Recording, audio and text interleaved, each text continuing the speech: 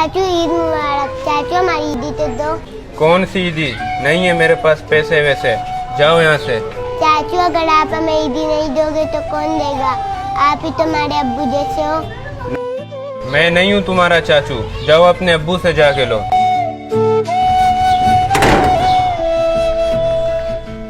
अब्बू आज ईद है, आज छोड़ जाओ ना। अब्बू हम चाचू के पास गए ईदी मांगने, उन्होंने कहा जाओ अपने अब्बू से मांगो। अब्बू आपकी बहुत याद आ रही है। अरे आज तो ईद का दिन है और बच्चे कब्र के ऊपर बैठे। अब्बू ईदी दे दो ना, आप ही हमारी दुनिया थे। आपके जाने के बाद हम अकेले हो गए। अरे बेटा आप लोग यहाँ क्या कर रहे हो? अब्बू से ईदी मांगने के लिए आए थे। चाचू के पास गए थे ना, चाचू ने ईदी देने से मना कर दिया। अरे बेटा ये लो ईदी। और आप हमें ये क्यों दे रहे हो?